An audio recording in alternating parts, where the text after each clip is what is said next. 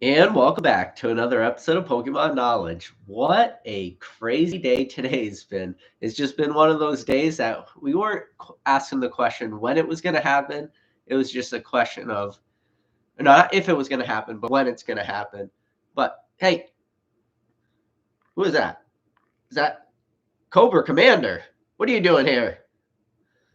This is my Pokemon channel. What are you doing?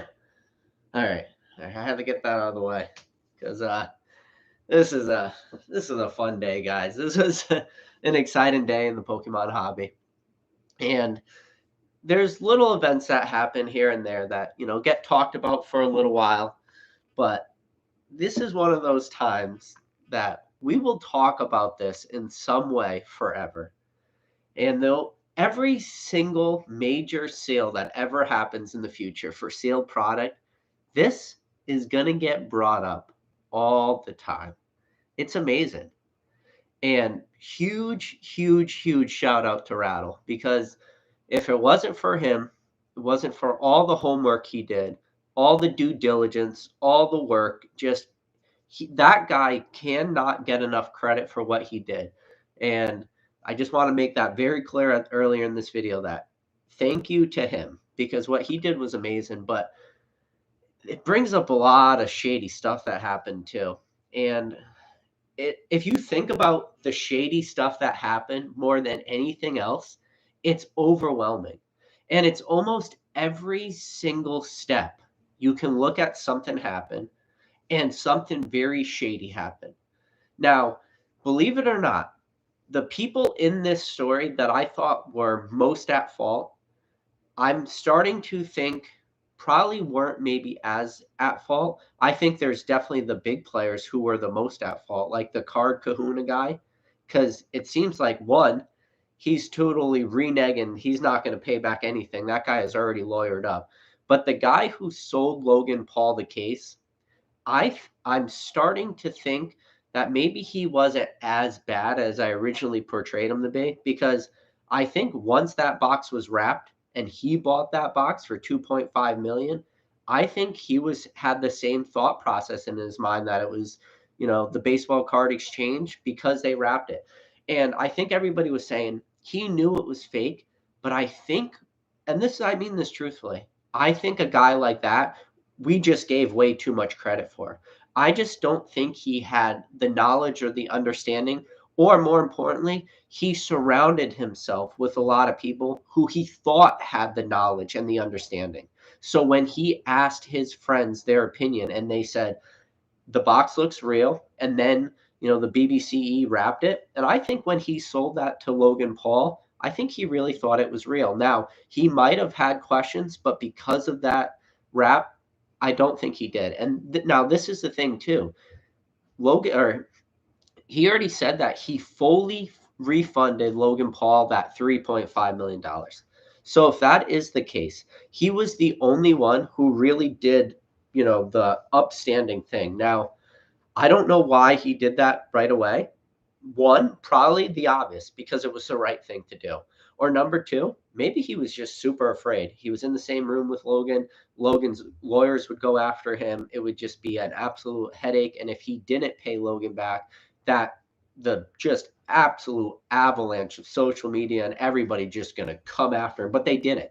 He did the right thing. So I will at least admit this one fact.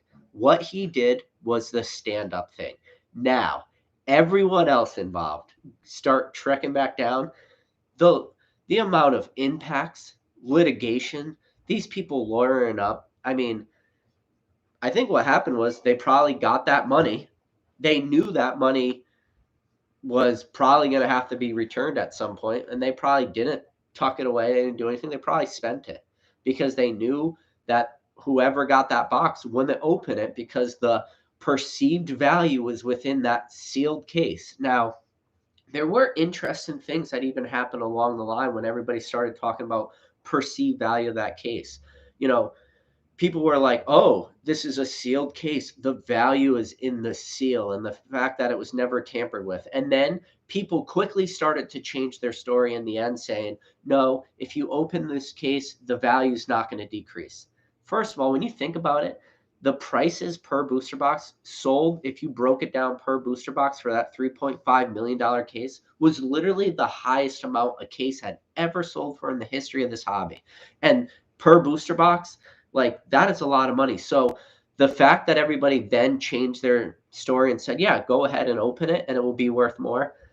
The only argument I could give to that, where I could see a little bit of a shred of doubt and a little bit of truth to that, is this big factor that the big factor of that being that with all the eyes on it and all the attention that went to that case, if that case did in fact end up being real, then everyone would now perceive maybe a little bit higher value to it, because the authenticity for that thing at that point would be through the roof. They would have cracked it open in a room full of tons of people. The BBC would have been there. It would have been recorded. They would have opened up booster boxes. They would have verified that thing out the yin yang. Then they would have wrapped it up with custody seals and the shrink wrap and all the hoopla that goes with it. And everyone would know about that case. And even the people who had never heard of that case would now know that it exists. So if you gave me that argument, I could see that potentially being a reason why that thing would be worth more after they open it. But that's not the way they were portraying that. The way they were still portraying the value in that was that it would just be worth more money because it was a sealed case. And as you guys know, that is probably not really the case. So, but man, it's weird how you start to see people change. And the thing now, this is the thing that was most disturbing to me out of this entire fiasco. And the thing that really, when I think about what was the worst thing that possibly happened, the people who verified the box, PokeJew being one of them, and then coming out of the woodwork was Gary, which Gary should have been talked to in the first place, but he came out of the woodwork after after he learned all the information that Rattle put out there. And now the PokeJew still held to his guns.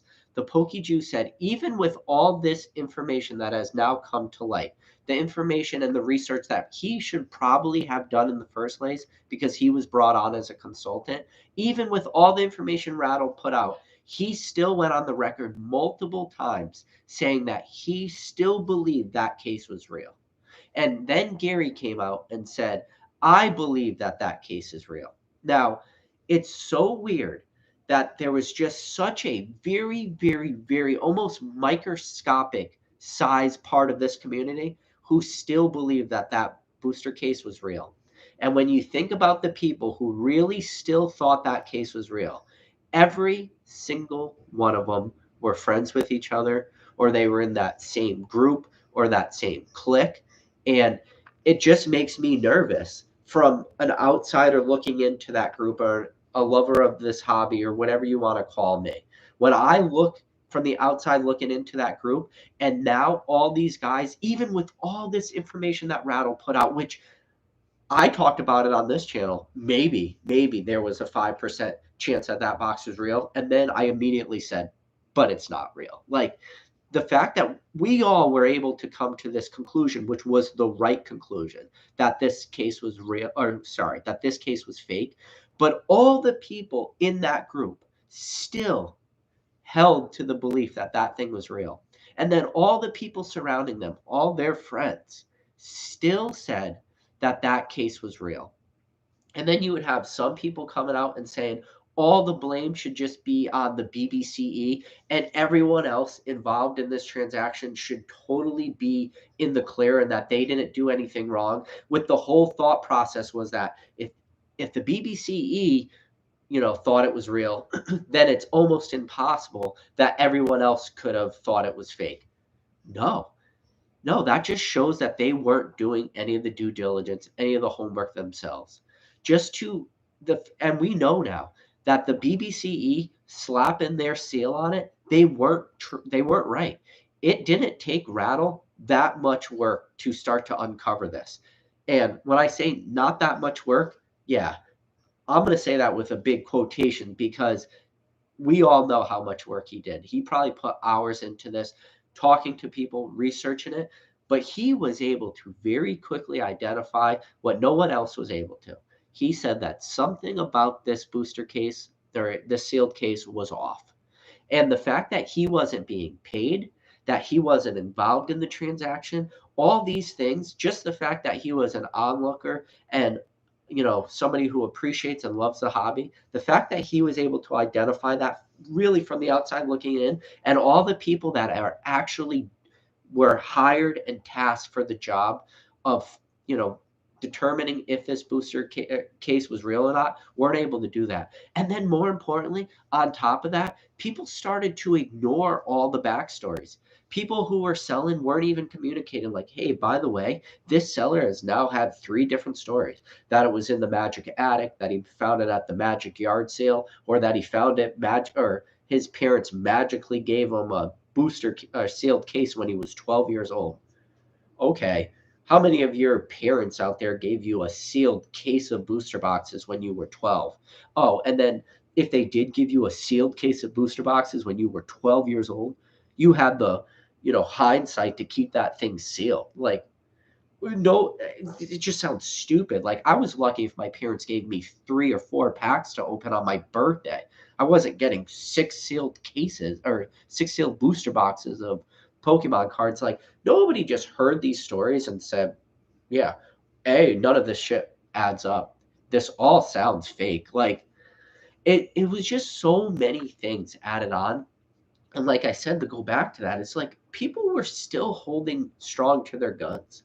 Like, I'm gonna tell you, if I thought something was real, or I thought something about this hobby, whether it was like any little detail, but then somebody brought all this new information to light, I wouldn't still like sit back and be staunch on my thought and like defend my position. No, I would probably, hopefully, I like to think I would be hopefully like, willing to listen to people or willing to take on this new information. But I think what happened was the BBCE and like the Pokey Jew and all the people who were involved, when Rattle made his video, they realized it was fake, but they just weren't coming out and saying it.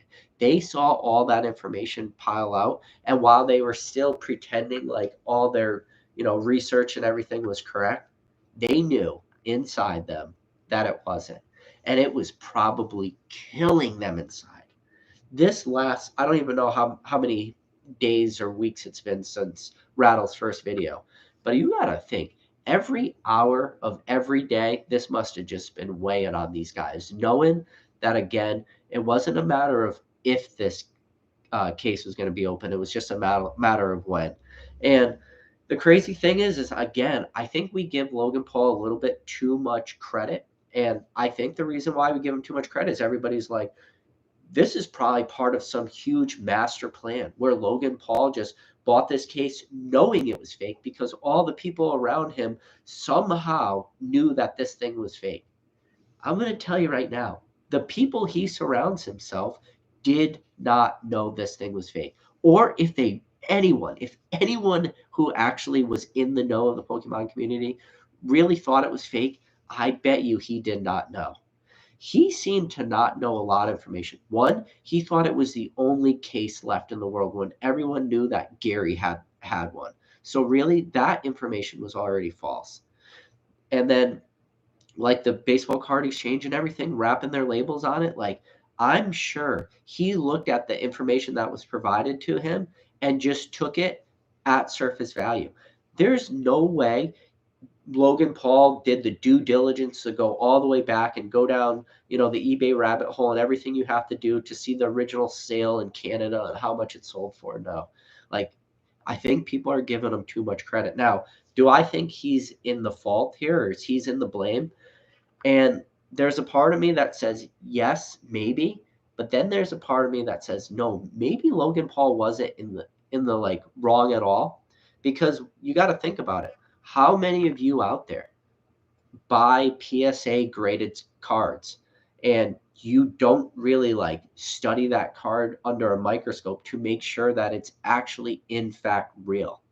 You're probably buying your PSA cards at whatever the PSA 10 premium of whatever that card is, and then you're not, checking to see if that card's actually fake because you're looking at that PSA slab and you're saying, PSA would in fact be able to identify if this card was fake or not.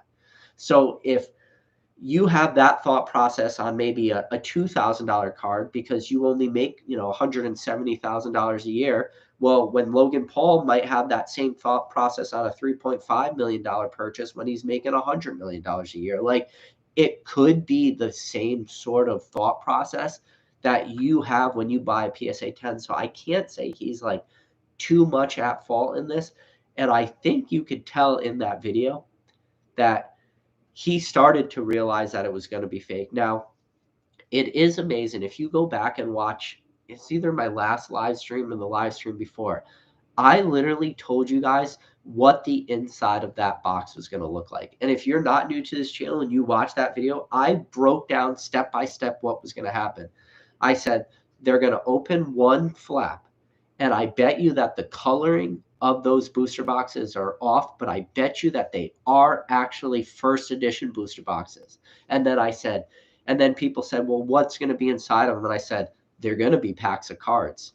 I don't know what kind of cards they're going to be, but they're definitely going to be cards. And then we all found out that they are actually G.I. Joe cards. And then I said, and I bet you if they take out that top 3 layer of booster boxes, I can almost guarantee you that one of the booster boxes below it would not have a first edition stamp on it. And sure as shit, they took out that first layer and they looked down and there was a bunch of booster boxes without first edition stamps. Listen, why did I say all that? The reason why I said all that was because I put myself in that scammer's shoes and I said, if I was going to make this case, how would I have made it? And that was the way I would have made that case. Because when you make that case, there are things called like boroscopes, and they're like little cameras you can slide into like slits of stuff. And there's a lot of like surgical cameras and stuff that are way smaller, have lights on it. If somebody were to slide a camera through that case to verify that there were in fact booster boxes inside, that's what they would have saw. And you would have said, well, the color was off. Listen, when you put a camera in a very dark place on a screen, the color quality is not going to be like 100% exactly the same. So to look at those booster boxes, if you were to slide a camera through that sealed case, the color would be close enough that no one would have been able to say 100%.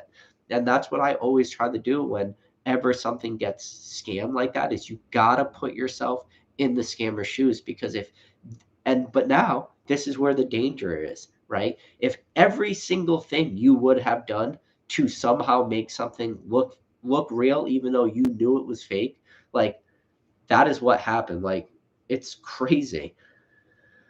But yeah. Poke Collectibles said, Poke Knowledge, are you behind this? No, I'm not behind this. I wouldn't be making videos about this if I was behind it. I'd be changing my name and moving out and getting a ticket. Not to Canada, but a ticket somewhere.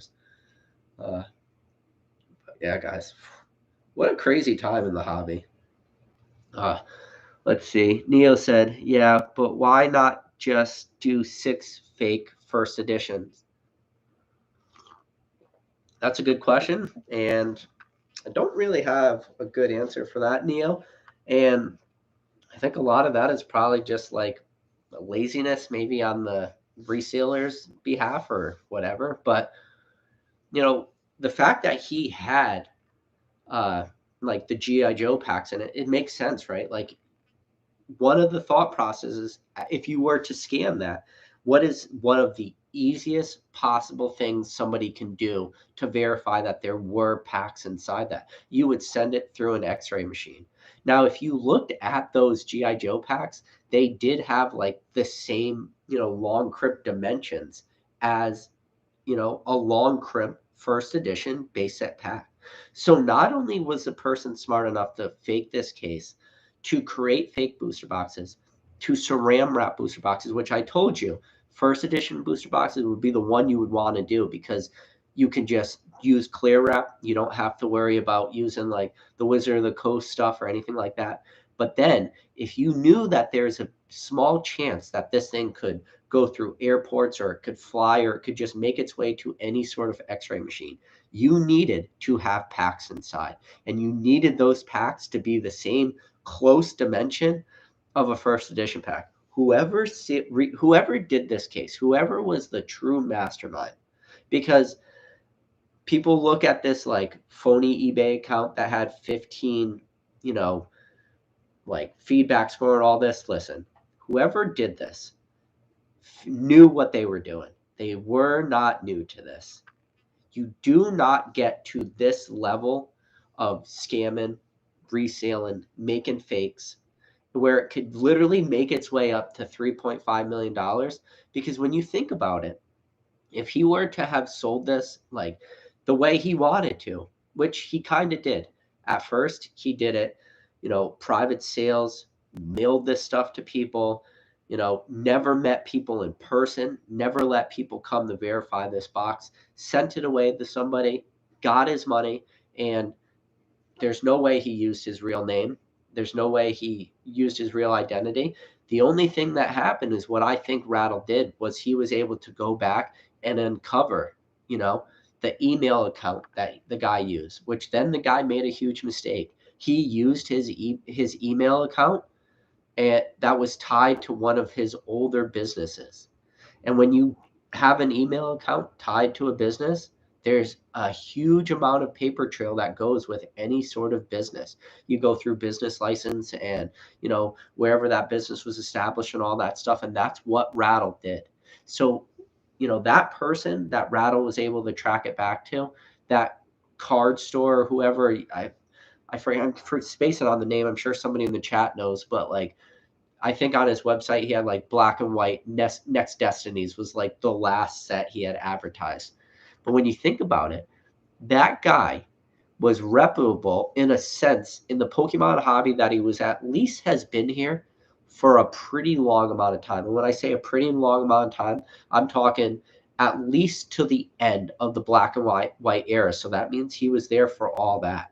It would probably at that time been very easy for him to get really familiar with all the processes of product, how to resale it, how to pack this shit. Like, listen, when they catch that guy, I promise you that this is not the first thing he's resealed. This is going to come down and it's going to just start to unravel this huge, giant, like reselling, just this is going to be a scam upon scam upon scam. And the thing is that a lot of people are going to find out in the future, and it's going to come down the pipeline, is there's going to be so many of these PSA graded packs that are going to end up being fake. But this is the thing that I want you guys to understand about a good resealed fake pack. If you were going to reseal a pack, you would reseal a pack with near mint cards that would probably grade like an 8. And you would resale them with the cards that were supposed to be in the pack. I want you to think about that. Think about that thought. So that means you have a base set 2-pack that's graded by PSA that has been resealed. You think it's resealed. You go to crack open that slab and you open it up, and all the cards in there are base set 2. And they're all near mint, minor whitening issues, and there's a non-hollow in there. And when that happens, people will never, ever, ever, ever know that that pack was actually resealed. I want you to think about that. Think about how much money a base set, you got 11 cards in there. Think about how much your uncommons, your non-hollow rare, and 1 energy. How much does that cost? Costs nothing. How much does a graded base set PSA pack sell for? It means you can literally take $3 worth of bulk cards, resale that pack, send it to PSA, get it graded, and now you have a $500 graded PSA slab. That's the kind of shit that's going to come out in the future. And you can go back on my channel tons of videos ago And I told you guys that the future of this hobby, I said, I told you there was, if you got to go back to a lot of old videos, I said there's certain categories. There's the scalper, the flipper, the collector, the investor. Now I said that there was a fifth category. I said it's the scammer. And I told you guys, this is probably going back about 7 months ago. I told you that the biggest thing that was going to come out of Pokemon with all this hype was scamming. And you can go back. I maybe I'll need to find that video so everyone could actually, so I could literally say that this is one of the things that I said ended up being as true as anything could possibly be. Because, but now this is where you'll look at all this and maybe you'll look at it and be like, well, this is super scary. This is super dangerous. Like, can't trust anybody, can't do anything. Like, the sky is falling, all this stuff. And don't take that message from this either. The message you got to take from this is it should encourage you to do more homework, more due diligence, to really, source everything you're buying, source everything you're acquiring, understand a little bit of the backstory to it, really start to examine, start to look at stuff. And do you have to be like super crazy paranoid? No, probably not. But at least keep this stuff in the back of your mind. And, I'm excited for, shout out to Rattle when he finally does get the packs that I sent him in the mail.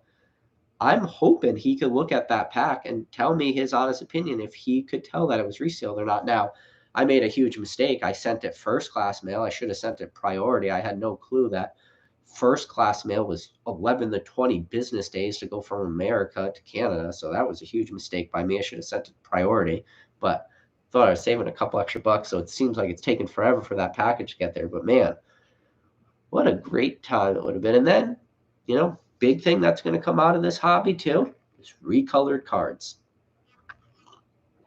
There's probably a lot of people out there got recolored cards. A lot of cards went to PSA that were recolored because there's a way to tell if a card's recolored or not. And from every single video of every single grader I've ever watched grade cards, none of them are ever doing the one thing they need to do to identify recolored cards either. There's a lot going on. We're just scratching the surface, guys. This hobby and scamming, we're just at a beginning. And now, this is the thing that a lot of people are going to tell you, that all this stuff is not true, that all this stuff isn't really going to happen. This stuff is already happening, and this stuff is going to continue to happen, because when you find out that the market gets big, when the money starts to get there, you're going to get all types of people enter this hobby. And when there is no checks and balances to the system of verifying, collecting new collectors, I think you guys forget the 74, 78 people that are watching this video right now. These 78 people who have made it down the YouTube rabbit hole to get to this channel are not the average collector. The average collector is old Timmy out there freaking spending his money like it's going out of style on eBay and just wants anything and has never experienced this stuff, has never seen this stuff. Those are the people that all these scams are really normal, or not normally. Most of the time, these scams are like directed towards those type of people. But what happens is the scammers get so good that it starts to work its way up, all the way gets to the point where you can have a product that is worth, how much is a cardboard box, a little bit of stop tape, 6 fake first edition booster boxes, and a couple packs of G.I. Joe cards. How much did that cost him to make? I don't know, G.I. Joe cards or what? Like, probably get a booster box for $10 to $20. Because I told you he had to spend a little bit extra because he needed to find packs that look like long crimp packs. So if that box did go through x-rays, it had to at least look like them. So that was probably just what was the easiest, most affordable. So you got $60 worth of G.I. Joe product in there and maybe another $5 worth of materials. somebody took a $65 investment that they made and probably, 8 to 12 hours of their time, and turned that 8 to 12 hours and $65 investment, turned it into 72,000. Then somebody else came in, and then this is where the greed comes in. Because none of this is possible if people weren't freaking greedy. There's just so many greedy people out there. And then not only are there greedy people, there's clout chasing people, there's people that want to make a name for themselves and all this stuff. And that's fine. Like I understand maybe why people would want to, you know, grow their like impact or whatever. I ask at the end of every video to like and subscribe. I guess maybe that's, you know, maybe I do that on a very, very small scale. But I understand, like, now you have all these people, all these social influencers with the greed, and the greed can be blinding. And not only can the greed be blinding of wanting to grow your name or grow your brand, you add money into that and you just get a small taste of it, right? It only takes a small taste. It's almost like a drug for some of these people. Money is a drug. You think about like people's families, like you can have a family that's just happier than can be. Somebody dies in that family who has a lot of money, and next thing you know, everybody's claws come out and everybody gets freaking nuts because money changes people. Money changes people's mindsets. Like the psychological impact that money has to people. And now you can go from a hobby which was, very like low key, and the money was there, but it wasn't like crazy. But now you have all these people, that's what they see. They see dollar signs. And a lot of people talk about like what was the big, influence of 2020, 2021? Was it all just like the love of Pokemon? I think a lot of that was the love. But I think a lot of that too was the dollar amount.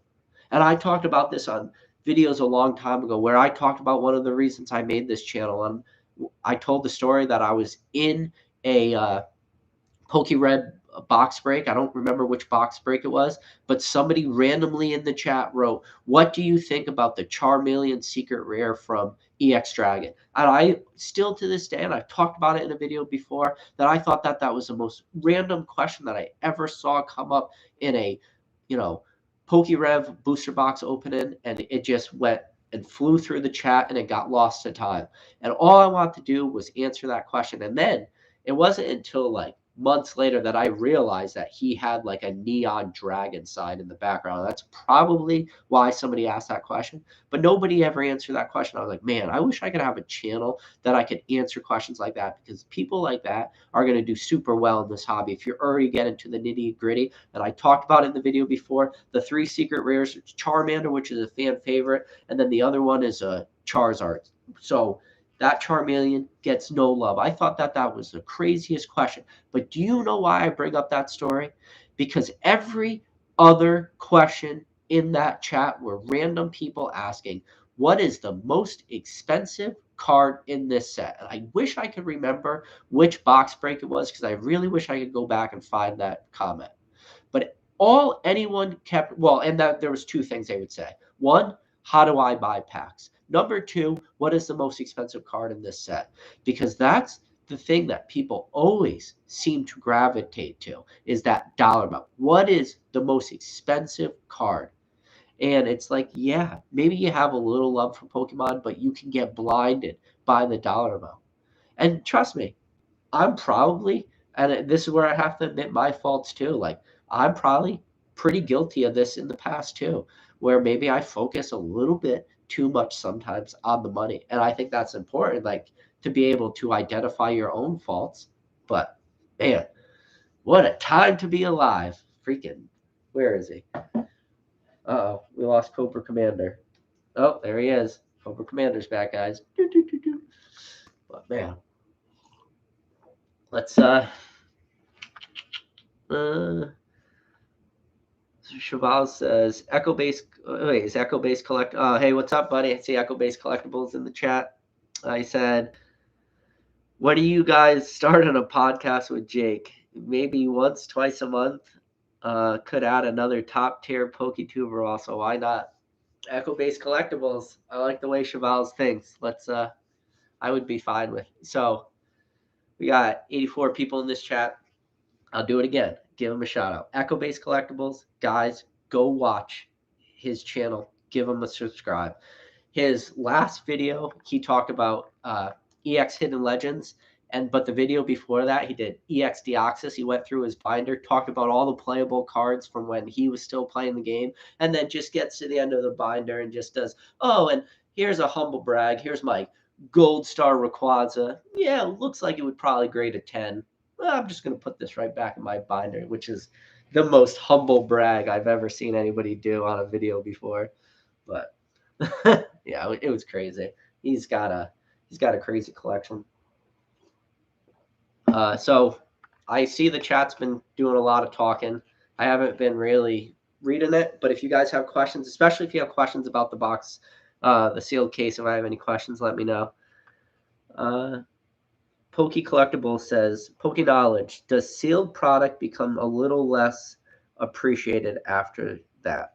I'm going to guess he's... So I don't think the hobby is where we're at, where do sealed product become less collectible. Now, and the reason why I say this is because and maybe somebody will make this like a business someday, and maybe it'll be a good business. But the reason why I still think it won't make it less collectible is because a true sealed product in the future, if you had a company that you sent them your booster box, they opened that booster box, they took the shrink wrap off. Yes, I know that scares a lot of people out there to hear that they took the 1 cent shrink wrap off the booster box, but stick with me. If you had a company that would get that booster box, take the shrink wrap off, open that box, and then at least verify that the packs inside appear to be legit, appear to be not resealed, not open, which would take a lot of experience, a lot of expertise. And I already told you early in this video, to be able to do that at 100% scale, I don't think is really possible. But let's say a company did that, started doing that, figured out a way to like x-ray cards, examine them, really go through it, and then they close that box, put a bunch of, or maybe like 4 or 8 tamper-proof seals on there, like signed, dated. Then they shrink wrap that box. Then they put it in like an acrylic case, very similar to like the magnetic, heavy duty ones like TCA Game & Cells. But instead of just having them be magnetic, like Sonic welded those cases together. So you had a booster box inside with that has already been opened and verified and all this extra step. I still think that booster box would sell for less than one that was just untampered with in the cellophane wrap. So to answer your question, Poke Collectibles, like, no, I don't think that would hurt. Even if you had literally a service somebody paid for that went through all those extra steps, I still think just having the custody seals on it and the fact that 1 cent shrink wrap was broken open, like, I don't know, guys. So Pokefresh said, dang, came in late. I'll watch once I get it uploaded from the start. Yeah, guys. And one of the big arguments I have against YouTube is, I don't know if you guys noticed, but like as soon as these videos stop, it takes like almost 12 hours for the live chat to like update and go on to the video. And man, that's so frustrating because like I want to go back, not watch the video, but I want to go back and like scroll through the chat and see all the questions and all the comments I missed, because I'll tell you right now, the comments and the discussions that go on in this chat are freaking A+ gold, man. Like they are awesome. And like that's one of the things I like. Like hopefully this channel will grow just for the chat to grow, because I always love the discussions. And like I see a lot of, and right now I see a lot of people like Professor Oak, one of my mods, does a freaking great job. He's always in the chat, always doing a great job. Echo's in here, Kareem's in here, like Poke Collectibles, Steven, Basic Trainer's been on my chat many times. Australian Blastoids, like, yeah. So huge shout out to Australian Blastoids. He messaged me the other day on Instagram and asked me a question. He goes, like, what do you think is the best card? And he named 3 from Expedition. He said, the Mewtwo, the Tyranitar, or the Blastoise. And I said, well, there's 2 Blastoise in Expedition, but I like the number 4 Blastoise, the one where he's underwater. And I was like, and then I ranked them probably Mewtwo, Tyranitar, and then Blastoise. But then I said, it's like asking a person, what's your favorite ice cream flavor? Like, it's whatever you're in the mood for that day. Because he wasn't asking me the question, like, what's the most expensive card? Like, Australian Blastoise, he already knows the answer to what is the most expensive card. He was just asking me my personal opinion. And it's like, those are the kind of conversations, like, I just love having. It's, here's 3 awesome cards from a freaking awesome set. What's your favorite one? And rank them. It's like, okay, Mewtwo, Tyranitar, Blastoise. And if you probably ask me next week, maybe it would be Blastoise, Mewtwo, Tyranitar. Like, it's just however you're feeling that day. So pretty awesome. And Australian Blastoise, another shout out, just got a PSA 8 Mew from Expedition, which if you guys don't know what that card looks like, that is an awesome artwork. And arguably one of the best hollows in that. Well, it's not arguably. It is one of the best hollows in that set. What else? Let's see. See the chat's talking. Professor Oak said, Poke Knowledge. How do we get to show you to us something fun from your collection? I don't know. You could probably just name a card, and I'll probably just be able to go get it. That's probably how you can do it. Just name the card, name the set. I'll go get it. Sports and Heroes collector says class action lawsuit. I would say you're probably right. There's probably some sort of class action lawsuit gonna roll down the hill on this, and because now you have a lot of people involved that have a lot of money. The guy that just refunded Logan Paul $3.5 million, I'm going to tell you right now, if you can just refund somebody $3.5 million on the spot instantly, it's safe to say that you got plenty of money to go the war when it comes to lawyer fees. So it's going to be interesting. Now, maybe he's talking about class action lawsuit like against the BBCE, which is possible, which you got to think about this. With the BBCE, when they're grading packs in the PSA slab, one of the big things going for those slabs is that those slabs are backed by the PSA guarantee. And like just like if you get a card from PSA and that card has a PSA 10 label on it that was put on accidental, and the card inside is like a PR1, it's just bent to shit and it's got binder dents and creases and all kinds of stuff, and it just whatever happened was during the slabbing process, the wrong label got put in there, which has happened before. Obviously, there's a lot of PSA cards out there that have like the wrong Pokemon name, so it's possible. But the PSA's guarantee, if you send that card in for review, and you will get like they'll look at whatever that card gets valued at, whatever the comps are, and the insurance policy will pay you out. So if you have a Charizard first edition that is 240,000 with the most recent comps, but your PR1 is maybe, I don't know, maybe PR1's a bad example because people love that. Let's say a PSA 5, which is like a couple $1,000.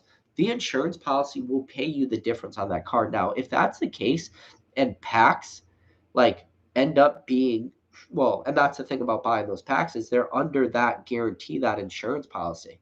So if those packs did in fact wind up being fake, you would get, paid back for that because they are inside a PSA slab. Now,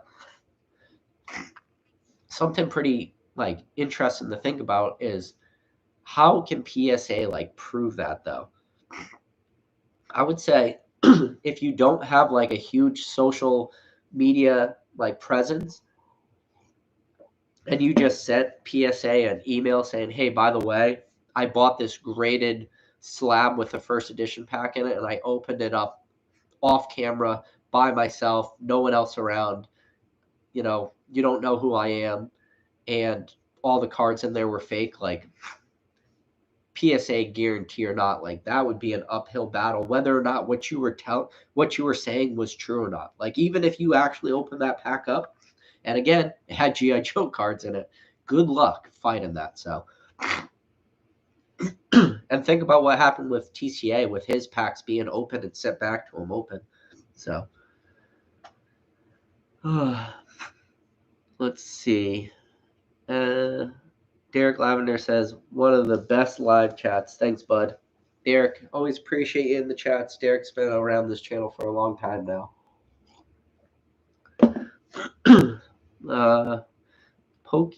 Let's see. Basic Trader. Poke Knowledge. Squeak said, maybe we as a community should quit letting people write BS narrative like sealed cases or swirl premiums or dump their shit, and we wouldn't be in this situation. And you said, I disagree. Do you disagree with what I said, or do you disagree with what Squeak said? Because that is that's an interesting comment from Squeaks. I'm surprised he said that. I would say the swirl premium is a preference thing. And I think that preference thing is on like a higher end collector. I don't know how many low end collectors really are worried about the swirl premium. Now, I think that the swirl premium is like an artificial thing that is created by, like, I don't know. I see the swirl premium, the roots of that go to like E4. Like that was like the swirl hunt and stuff, and I think that grew a little bit more organic.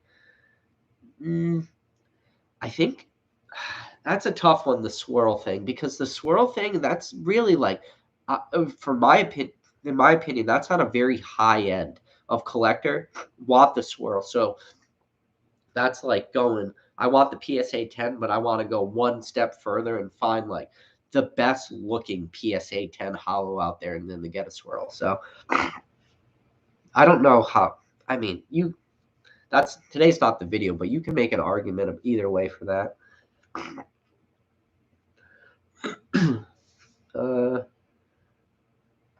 Pokey Collector says, Asim would not want the factory seal removed. I don't do sealed anyways, but just a thought in the future.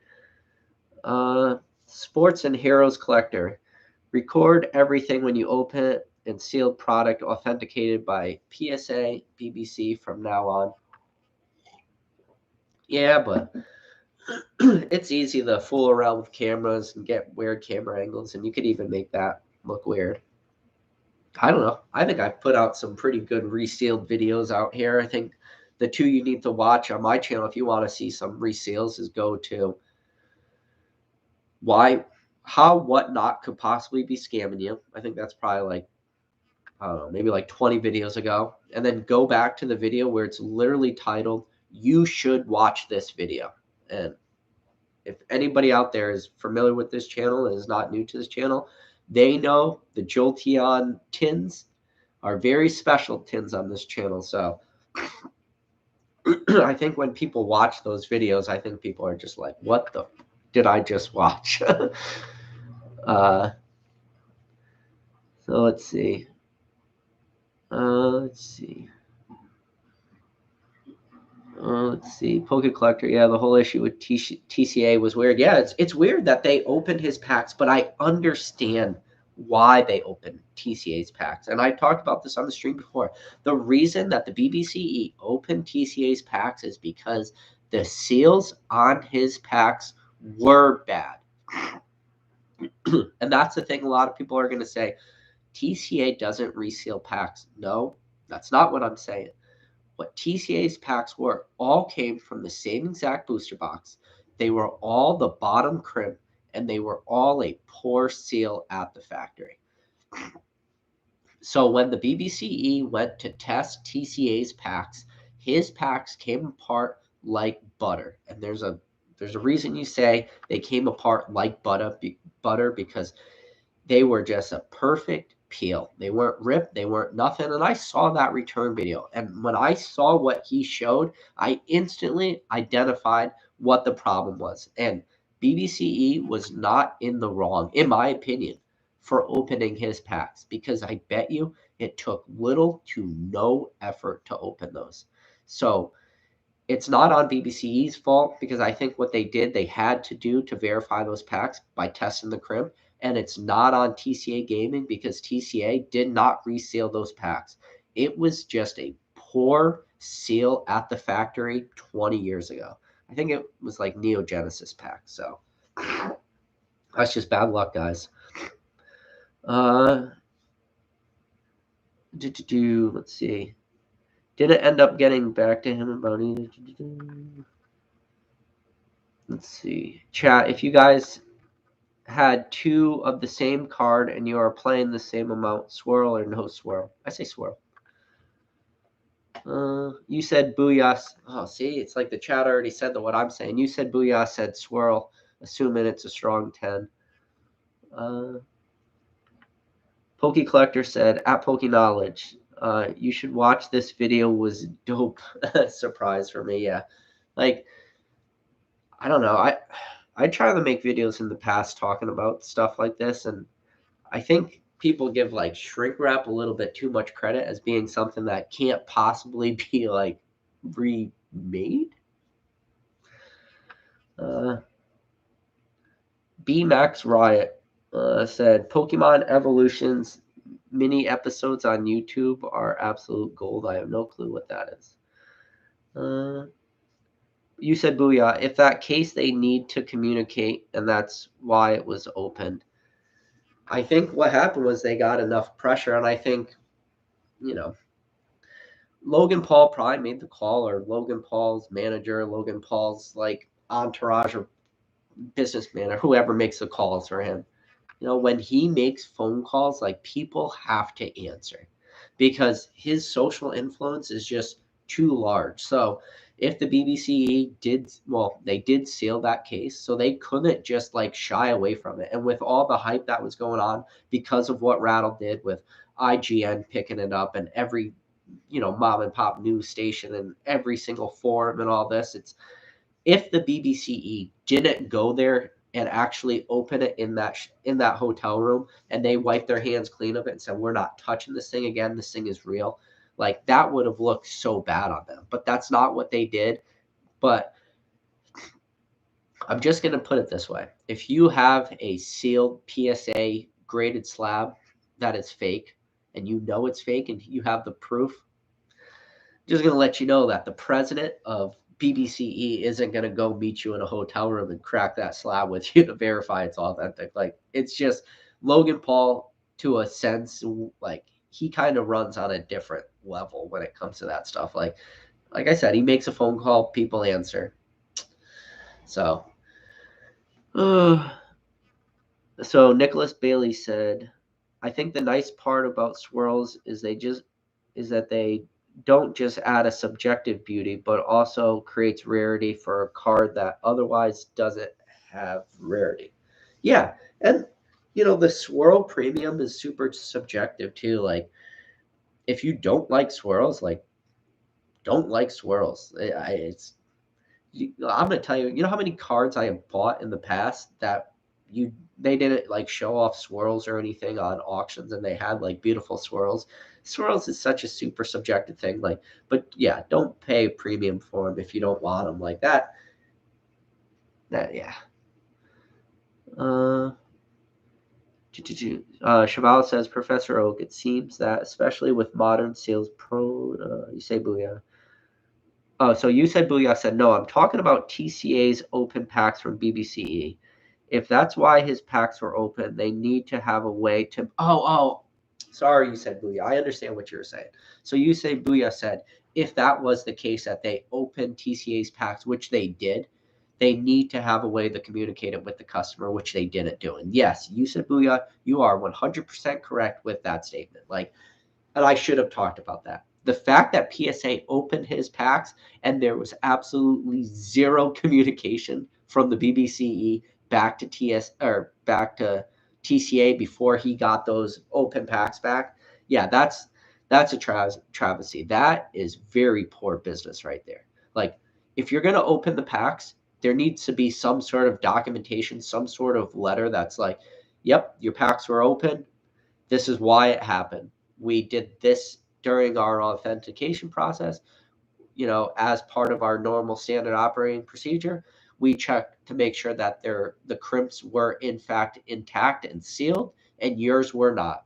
Sorry for the inconvenience. Like, where it goes after that would be like anybody's guess, whether it's like a huge argument or not. But yeah, you're right. They should have had some sort of like communication, and not what happened where TCA got those packs back, and then next thing he knew, he's emailing people left and right, he gets emailed one guy, and then that person transferred to another, until eventually it gets transferred right back to the very first person. So, and I bet you that stuff happens a lot, but I think it happens with people who have much smaller social influences than TCA. So if like you or I were to get I would make a video, but there's probably a lot of people out there would get a pack and have it opened, and it was obviously not a resealed pack, and there's nothing they can do. They just get lost down the PSA email chain list, and they can never find anybody, and there's never a like resolution to that for the average person, which that is bad. That is a travesty. So you're right. When you say booyah, that there should have been communication, you're right. Let's see. Good to see the chat is lively tonight. See a lot of people in here, not a lot of likes. That's okay. Feel free to hit that like button, guys. Doesn't cost you anything. But yeah, can't hit, or you can hit the dislike button. I don't think that works anymore. I think my channel broke the dislike button. So Kenny L said, I would never trust PokeJoe. He's just in it for the greed. When internet detectives can find so many red flags, who don't even have the case on hand, mean PokeJoe put in zero research. So Kenny, I agree with you that PokeJoe should have been able to identify it. But I do think PokeJoe put the research in. But the problem was PokeJoe was doing the research with the information that was easily available on the internet, and he might not have done enough research. And the reason why I say that is because he should have reached out to Gary, see if Gary has more photos of his booster box, which Gary didn't, and Gary came out and said that. But at the time, PokeJoe didn't know that because he didn't reach out to Gary to tell him about this case. He probably went and found he found the first edition booster box cases that were available. And the ones that were available were jungle and fossil sealed cases. And on those sealed cases, there was the E1 at the end of the barcode or number or whatever. So when he did his research, I'm sure that those were the photos he saw where here's a jungle box that says E1, here's a fossil box that says E1. So it only makes sense that this first edition base set at the factory would also have said E1, because if you were a factory warehouse worker, it would make sense that you would need to somehow be able to differentiate that box from either a shadowless or base set. Now, who knows how they identified shadowless? Shadowless probably all would be identified the same as base set unlimited. Now, like that is probably what he did. So he probably did do some research, but he didn't go that extra step. And the reason why he didn't go that extra step is because, and it goes back to Gary, it goes back to King Pokemon. Gary opened his sealed case halfway to verify the contents were in fact first edition booster boxes. And a normal rational person would understand it would be like, why would Gary have done that? The only reason he would have done that is because there's no way that that label said E1. So PokeJoe, and this is just my opinion, this is a super small channel. I get that liberty. I could speculate and make my opinion, make my guesses. My guess is he just didn't put those two and two together. That why would Gary have opened his case just to verify the contents if it did say, edition 1 on the label? Because right now, yes, to make that case and to fake it would make a lot of sense. Gary wasn't opening that case to verify that those boxes were authentic. He was just opening that case to verify that they weren't or that they were first edition and they weren't just unlimited. That's all he was doing.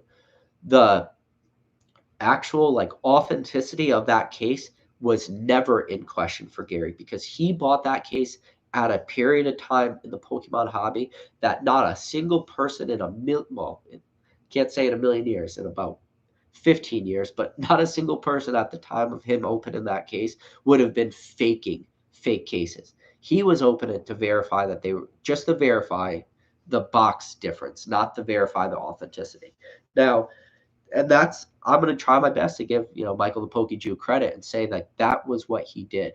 He went and used all the information that was available to him. Now, he just wasn't, in my opinion, probably the right person to be doing this, because, and that's the thing, I don't think that there is a single person out there who would have been the right person. I don't think that there's anybody out there in this hobby, in this community, who would ever have been able to, verify that. I think everyone would have did the exact same steps he would have did. But now this is when you put yourself back into the scammer's shoes. Now this is why it worked. Because the scammer, the person that resealed or created, I shouldn't even say resealed, the person who created that case in the first place had the exact same Google searches, the exact same things out there to help them make that case. So the photos that the scammer was looking to create that case were the same photos that the Pokey Jew were looking at to verify that case. Does that make sense? That's why it worked, because the scammer knew what the available information on the market was, or in the hobby. He knew this person who resealed this case was not dumb. He wasn't. He was a smart guy. He had a know in the community. He knew what he was doing. He knew exactly what to look for. He spent the time and the due diligence, and he probably double checked if somebody were to verify that this case was false, what information would they be looking at? And that's what Michael Pokey Jew did. And that was a problem. He never should have gave it the okay. He should have realized all these red flags and said, I can't put my name on this. I can't do it. There's way too many ways that even if this case looks real, that it could in fact be wrong. And I talked to you guys in the other video. It's very easy to make those labels look damaged. But the only thing that was the biggest red flag that I felt like Rattle didn't tackle enough was that the label was just too white. That was the red flag for me. That label on that sealed case should have been more yellowed, because that paper just ages and yellows over time. And that was the one thing that case didn't have going for it. But you listen, everybody's a Monday morning quarterback when it comes to this case. I'm a Monday morning quarterback on this case. Everybody reading this is a Monday morning quarterback on this case. It's easy to do this type of conversation where you talk about all these red flags and how can anybody miss this. It's listen, when you put yourself, and that's what I try to do. Don't put your name on shit like this. I think that's the end of this story. Let's see. Chief Keen's in the chat. Good to see you. He's a legend. Pac Menace. Now we'll see if Logan Paul really was the reason for such growth in prices for 2020. Listen, if you think that could be a little true, Pac Menace, you could have something going on, because one of the things that helps this hobby is two things. Well, and there's three things: social influencers, big dollar amounts, and then people going back, finding their collections, or people rediscovering the hobby. You need that three things to happen. Logan Paul's a big influencer, big price tag, 3.5 million. People going back now, because I think a lot of people just saw what happened with 2020, 2021 and said every single person that would have got back into the hobby did. That might not be the case. If you have $3.5 million, then it's still early. We live in this super tight niche world of Pokemon, right? Where when the Logan Paul video came out, I shared it as a community post, I was getting Discord notifications, Instagram messages. In our world, everyone was talking about it. There was a million different people making videos. We live in this small world. The rest of the world doesn't get this information immediately. It's going to make it on the news. It's going to make it on wherever people get their news. I don't even know where people get their news from anymore, but it's going to start making its round. And as that happens, there could be a mini boom that happens from this. And when you think about it, now this is tinfoil, well, not even tinfoil hat, this is speculative. If you were going to have a mini boom, what would be the most important thing to happen for a mini boom? You would need a banger set to be releasing at the exact same time everybody is like entering back into the hobby.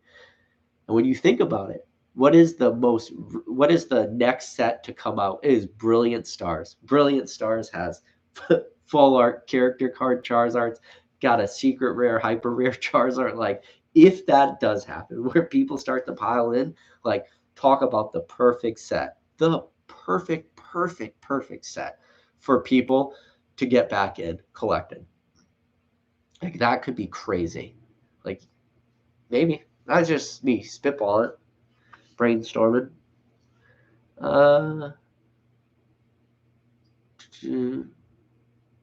Let's see.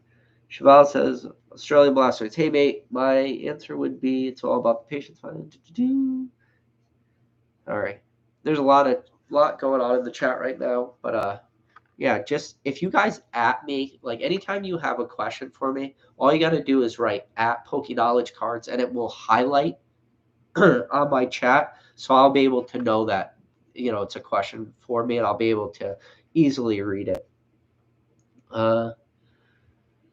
Let's see.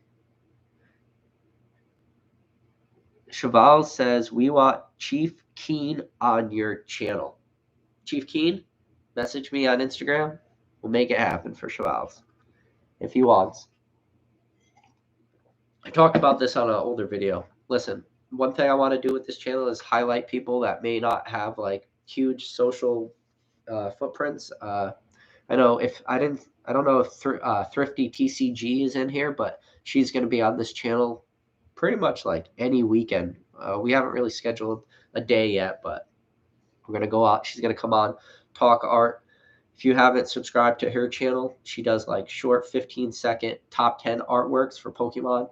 Freaking awesome. Does a lot of like super awesome, like banger artwork, especially loves e-reader stuff. So do I. She does like a lot of card stuff that you probably never even seen before.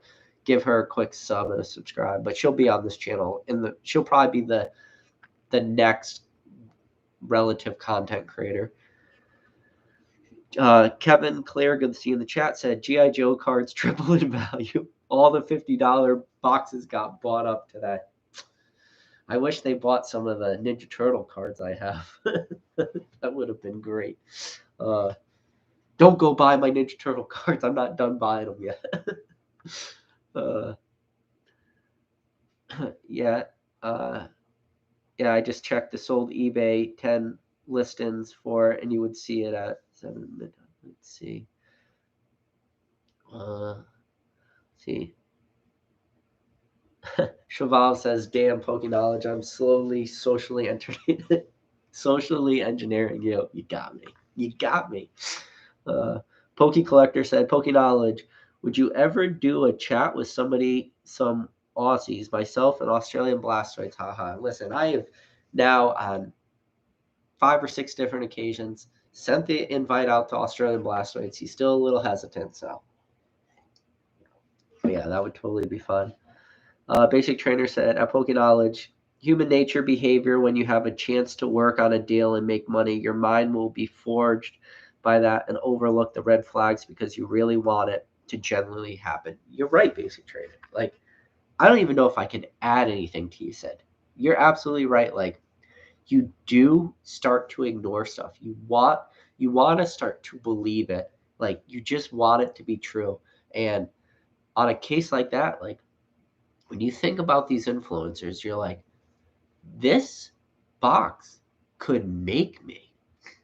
Think about that. It's like, I could make a video of acquiring this box for however much money, selling this box for $2.5 million or $3.5 million, and I'll have my name attached to it and the clout that will come with it, and people big and small will all know my name, like, and then I'll make all this money from this. So yeah, like, to talk about what you said, like the nature behavior of people, they probably saw all this stuff happening and said, this will be the best thing that ever happens. And they just ignore everything. They never think of like how bad this will actually be for them. Uh, Quadshot said, Pokey knowledge with the limited edition Don fan blankets chilling on the couch. Oh yeah, you like that? Don't forget, elephants are the only animal that could die from a broken heart. uh, Professor Oak said, Pokey knowledge, show us something fun from downstairs collection. We love your cool cards. Yeah, if I had somebody, if I was interviewing somebody, I could do that, Professor Oak. But I would just destroy this live stream if I walked away from it right now. So HMU said, knowledge, would you ever grade jumbo cards? Never was something I thought about until I started to see how much those things were selling for. So I wouldn't grade jumbo cards to like collect or invest in. I would literally buy jumbo cards to flip jumbo cards. But like jumbo cards are scary to me because I think the only reason that those things sell for so much money is because there's such a small amount of them available on the market already graded for people to buy.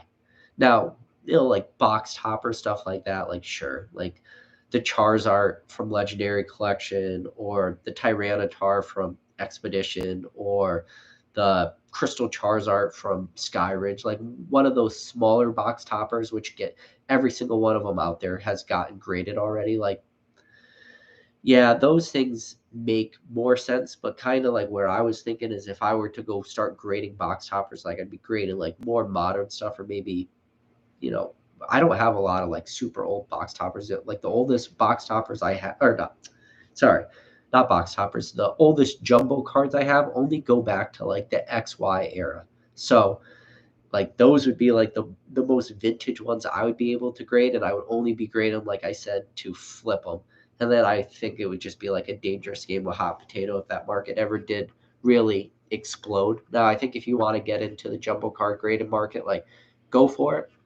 I have no, I got to stay out of that. Like I don't know enough about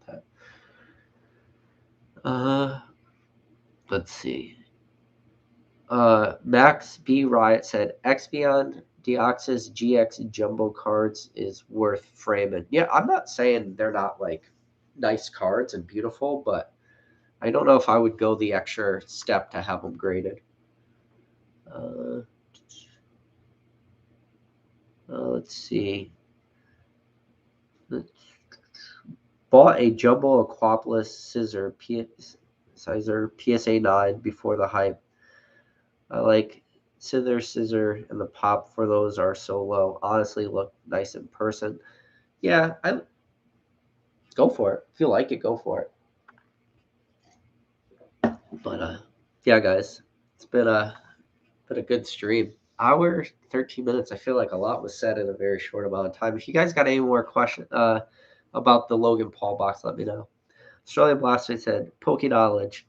Looking at my collection, when does niche become too niche that it hurts the item, and becomes a liability if ever up for sale?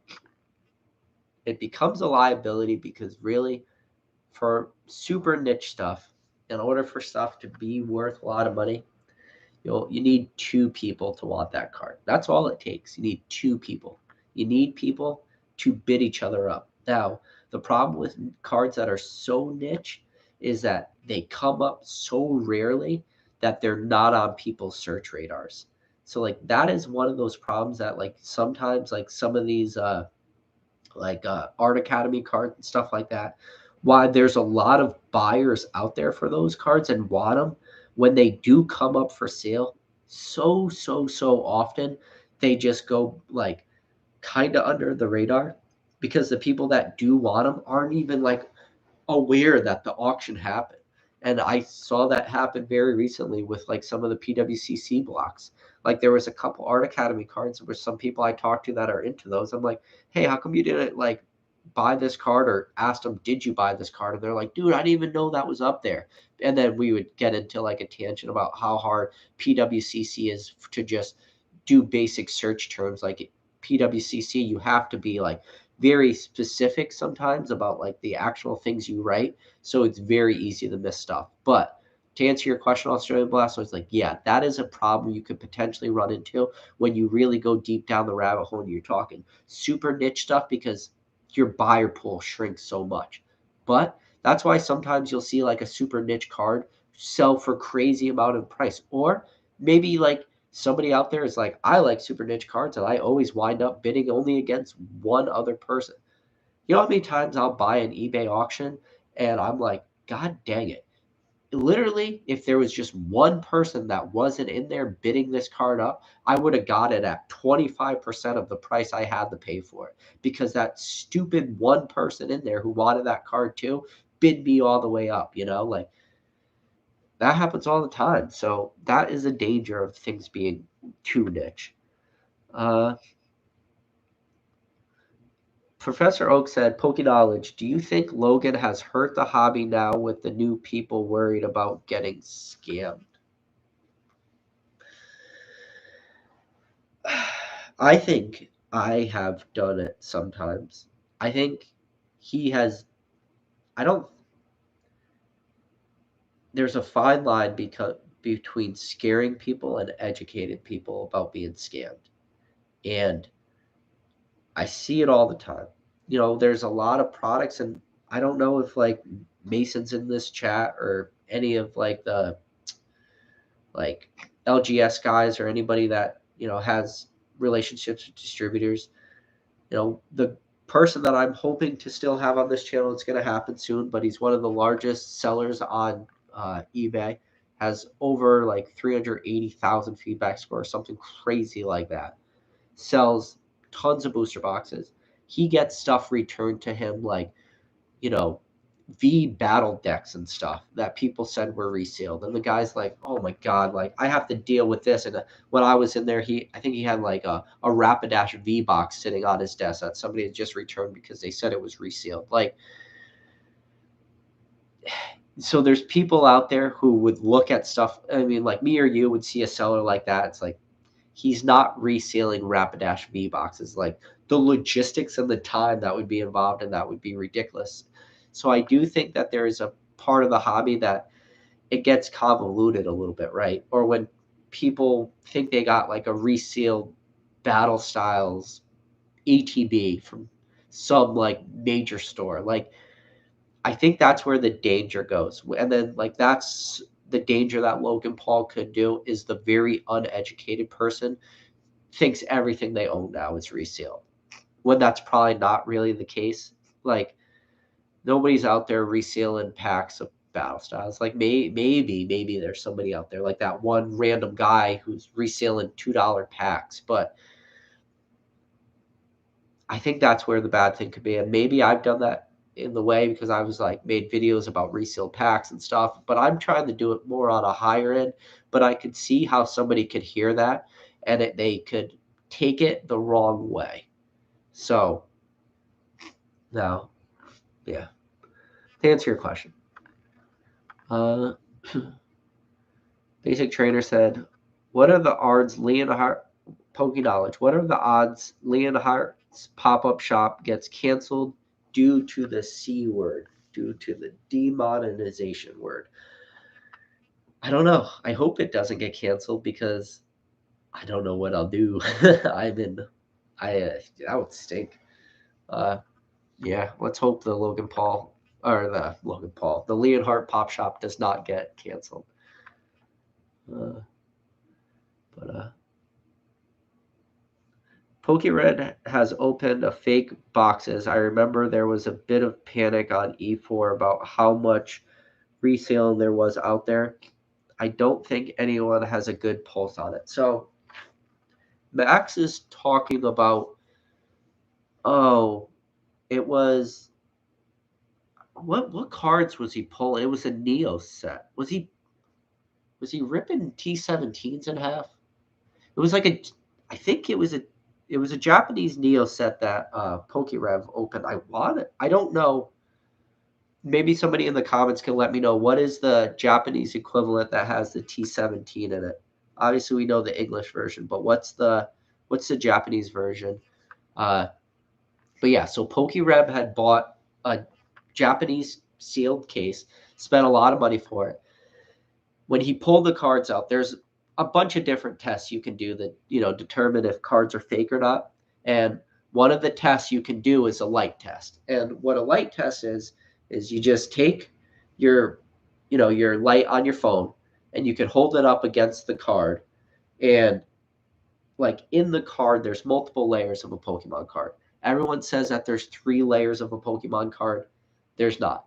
I want you guys go right now, go pull out one of your bulk energy cards. You can rip it in half and start to peel back the layers. There's more than 3. But anyways, one of the layers in there is like a graphite layer.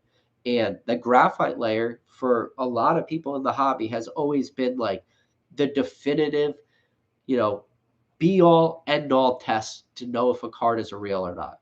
Because even if you have good card stock, like once you rip that card in half, like you destroy the card because you're ripping it in half. But when you see that graphite layer in it, you're able to like 100% say, well, this card actually was real.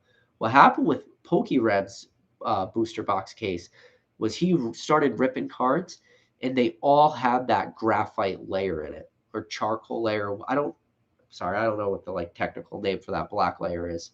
And all his cards did. Now, but it just everything seemed off, and he didn't even realize it right away.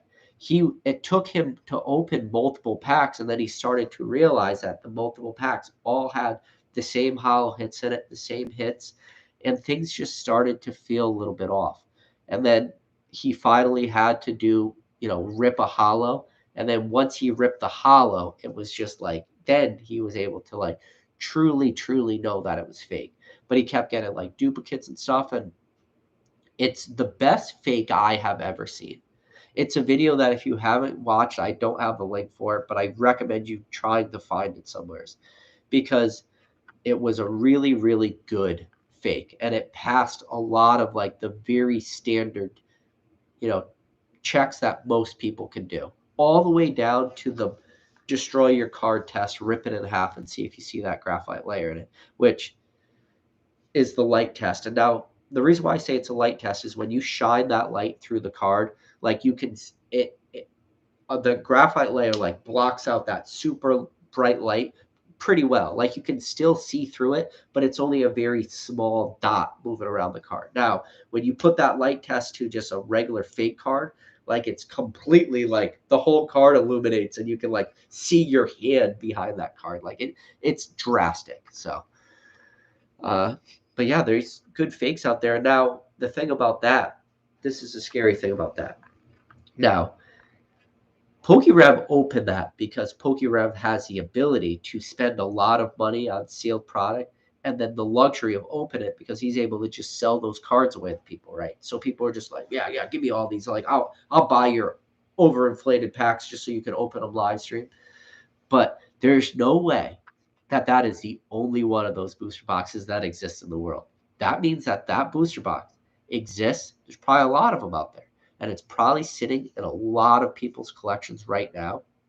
And they don't know it because they're not going to open that, booster box because it's not worth it for them. They don't have like, 500,000 subscribers that they could just sell packs to and for inflated prices. Like they don't have that. So they have that box and that box is probably like one of the prized possessions of their collection. And they probably spent a lot of money on it. And they probably did all the tests they would do. And maybe they even went that one step further. Maybe they even opened the booster box and they even cracked a pack open. And maybe even to go one more step, they even ripped a common in half or just to verify that common was real, and it was. Like, who knows how many of those booster boxes sits out there? Because to my knowledge, the only one that has ever been discovered, and I could totally be wrong because I don't like follow this stuff super close. The only one that I know of like that is PokeRevs. So, and now cards like that, like who knows if like some really high end fakes have made it through PSA 2 on that scale. I mean, there's definitely been fake cards that have made it through grading card companies. Rudy had a great video on one of his channels where he cracked open a BGS slab that had a reback magic card. Rebacking being different. We don't really run into reback cards in Pokemon, but like, so maybe they didn't grade a fake card, but they definitely graded obviously reback, or maybe it was a fake card. I don't remember.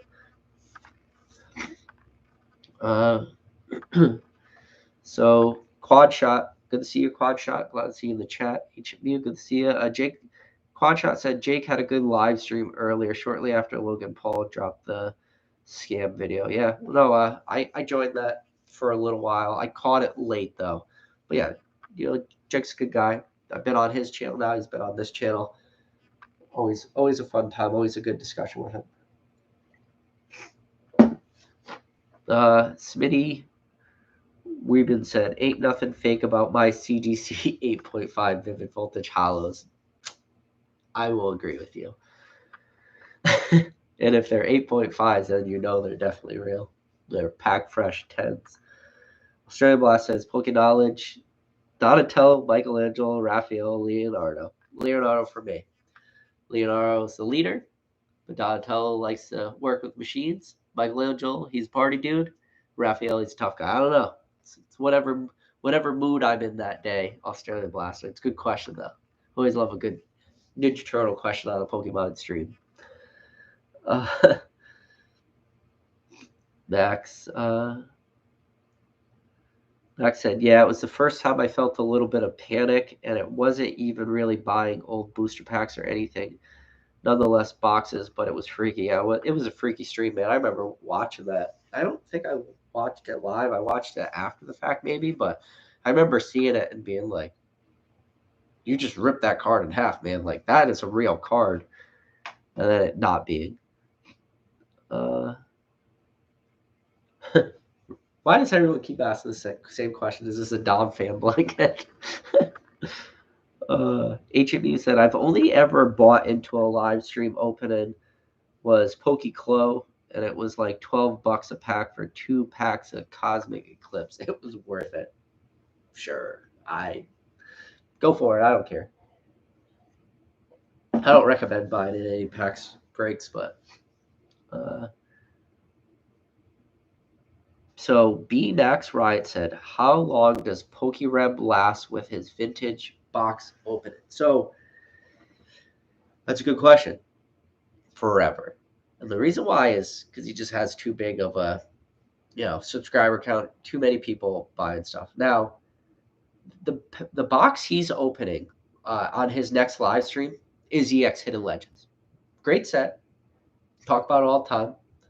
Another shout out to Echo Base Collectibles. His very last live stream had Hidden Legends. Hidden Legends, great set. Has a lot of EX cards in it. Has the super underrated. The only dark card in that set is the Dark Celebrity. It's a fun set. Who asked that question? It was B-Max, right? It's a fun set. PokeReb is opening that booster box on his next live stream. He's selling those packs at $299 a piece. Every one of those packs will be sold out. And I'll tell you right now, $299 for that booster box is a lot of money. And I know where he got it from. He got it from Cool Trainer Ryan. You know how I know that? Because Cool Trainer Ryan had that card up for sale. And it has just ended like 2 or 3 days ago. How do I know that? Because I follow that booster box on eBay. So I know when that booster box sells, and his booster box was listed for like $7,400, and nobody wanted to buy it for $7,400. Because you know what? Even though I like EX Hidden Legends and it's a freaking awesome set, it's not worth $7,400. Guess what? PokeReb, I can more or less guarantee it got that booster box from Cool Trainer Ryan.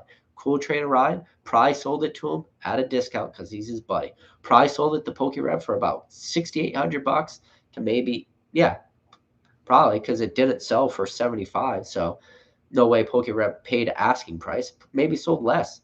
Maybe gave it to him for like $6,500. Cool Trainer Ryan sold it to PokeReb because they're buddies. How much money do you think PokeReb made on that box? Let's see, $299 times 36. $10,764 he made on that box. He probably paid $6,500 to answer your question, sorry, I keep forgetting your name, B Max Riot. He's going to make on that live stream $4,264. Open up an EX Hidden Legends card or EX Hidden Legend booster box. So to answer your question, how long will he be able to open these booster boxes for? Forever. Until people are willing to stop spending that much money on packs. Now, this is the thing. He's opening up that booster box next week. How many people are like me out there? How many people followed that booster box in an entire lifetime on eBay, watched it get listed, watched it never get bid on, and watched it go away into the magical land of no bids on eBay? Who knew that the seller of that booster box was Cool Trainer Ryan? Who knew that Cool Trainer Ryan and PokeRev are best friends? Who could make an educated guess at how much PokeRev actually paid for that? Like, to answer your question, he will always be able to do that. There's just no stopping people like that. And he does it better than everyone else. Like, he just has grown that channel to do what he does at the prices he does. I made an entire video just the other day. God, what the hell pack did he open? Holland Phantoms pack. I made an entire video talking about that box break, how crazy it was that somebody was paying $850 for a Holland Phantom pack. $850. Like, that pains me to say that out loud. Yes, Holland's Phantoms does have the Pikachu Gold Star. It does have the Mew Gold Star. Yeah, some of the greatest Gold Stars that ever existed.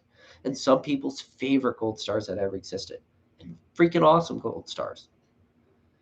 But he sold those packs for $850.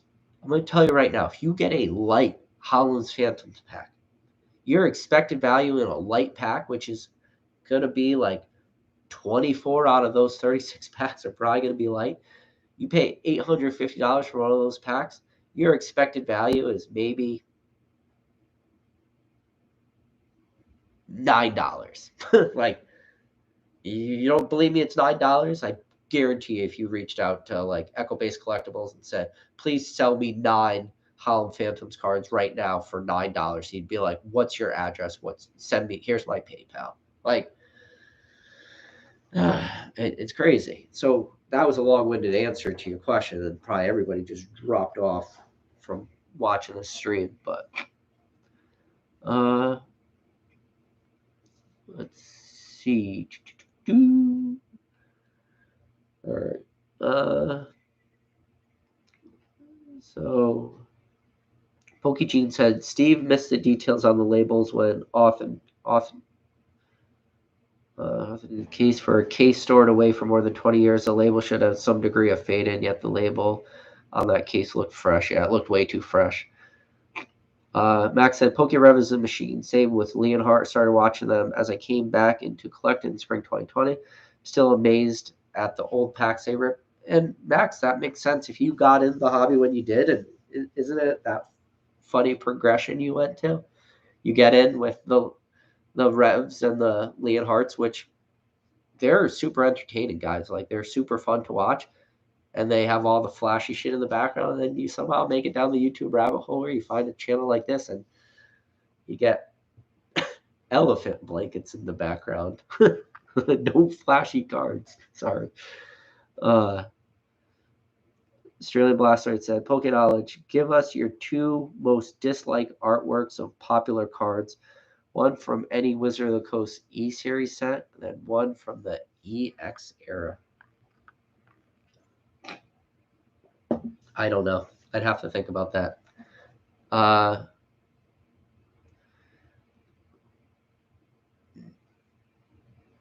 don't know. I don't like any of I don't like any of the Reggies. They're just boring. Reggie Ice, Reggie Rock, Reggie Steel. Like, Those things do nothing for me. So maybe those, like all the gold stars, super. And then Wizard of the Coast, Shining Charizard. Like you just looking at the freaking Charizard's butt flying away. Like I think that card's super overrated. There's two hot takes for you. I just shit on gold star cards and shit on the Shining Charizard to answer that question. See, that's high level where you could shit on a Shining Charizard and shit on 3 gold stars. Uh, let's see. Next, Hidden Legends is probably lower quality in terms of price for EX boxes. Yeah, it is. I just said it's like didn't sell for 7,500. If we scroll down, Quadshot said the Reggie EXs are my chases in the set. So I just said how I don't like Reggie's, and he just said he does like them. Cheval's Poke Knowledge, don't hate on Rev. You know how much it costs to go to a top barber almost daily. He has to get the honey to maintain the. I'll give Rev credit. He always has a nice fresh haircut. Not me. See, I don't even like take my hat off. I get old, I get bald, and Pokemon Catcher, PSA 10 card like Gold Star Zard should be worth more than a box, right? That's just my logic. Yeah, yeah. I'll go with that. Because yeah, I mean that's what you're gonna go for, right? And then your chances of pulling that PSA 10, I would say that would make sense. The PSA Gold Star Zard should be worth more with the pull rates. The fact that it's not the so when you talk about gold stars and you're talking about just literally the chase card of the set, like think about like a EX Deoxys, right? So EX Deoxys, gold star Rayquaza, but it has the Latios and the Latias in it too. So you got 3 gold star. You're gonna pull 1 gold star on average per 72 or booster packs. So that means you need an entire case of booster boxes of EX Deoxys. You think about that. EX Deoxys, an entire case of booster boxes to pull 1 Rayquaza. So to say that 1 Rayquaza should be worth the same price as that entire booster box, I'd say, yeah, with that logic for a card like that, or with the Charizard, same exact logic in mind, yeah, it makes sense. Because then your chances of pulling that card and then having it going that one more step, because not only can you not have it grade a 9, you need that card to grade a 10. Like, there's what if you're the poor guy that, got to pull the PSA 9. Now you got to open up 12 booster boxes of EX Deoxys to pull a Gold Star Rayquaza. Like, it gets scary. So, yeah, I could understand if you want to make that as an argument for, like, the Gold you said the Gold Star Charizard, but if you want to make that argument, like, I could see how there would be, like, validity behind that. Let's see. Poke Collector said, Poke Knowledge. And now give us your top 3 cards from the EX sets, value aside. That's very easy. EX Expedition, Raichu. Skyridge, Raichu. Aquapolis, Hypno Eden the Dreams. There you go.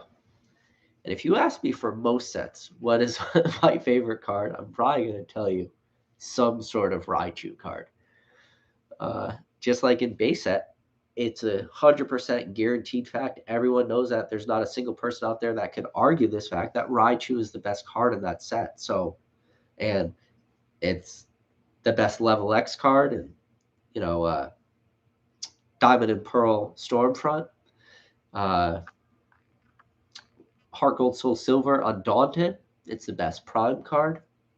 It's just Raichu is just the best card out there. Like there's no arguing that. Everyone knows that. Like, come on, can't give me softball questions like that.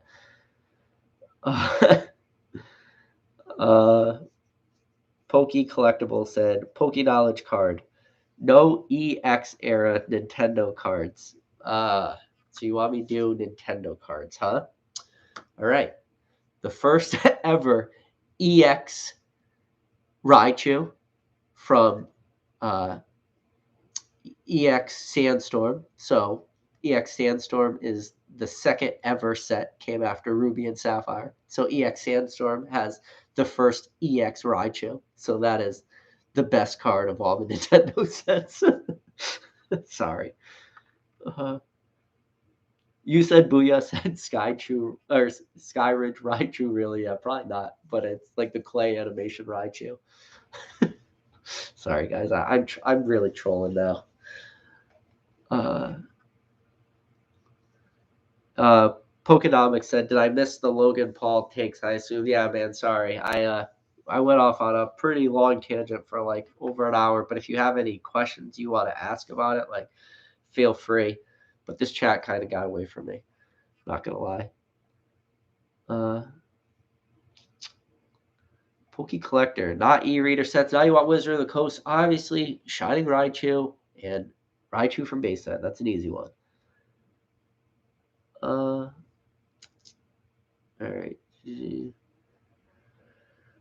Oh, you said that someone paid back Logan Paul the 3.5 million already. Was that the previous owner who sold it to him, or BBC? It was the owner who sold it directly to Logan Paul, refunded him the $3.5 million. So, and he already on his Instagram there, it's going through in different Discord groups, like the actual message. Like he put out a post that pretty much said like, when I found out that the case was real, I immediately refunded Logan Paul, but like Mealy Pops and Card Kahuna, those guys just instantly lawyered up. They're not refunding the money. So it brings up a lot of like integrity issues for those guys. Like, you sold something that was fake, because fraud is a big issue. Like, fraud is a real thing. Fraud is legal implications. So for them to instantly lawyer up, like they have that ability to do that. Now, this is the thing too, is when you lawyer up, they're lawyering up against a guy who on the spot, and I talked about this earlier in this video, the guy who instantly on the spot was able to refund somebody $3.5 million. Like this. That guy has plenty of money to fight you guys in court. Like, those guys are now in the end probably going to end up just costing themselves way more money, because I bet you that they lose that lawsuit and they still have to refund that money. And then on top of that, now they're going to have all these lawyer fees. So that's something to think about too. But there's some scammy people out there, guys.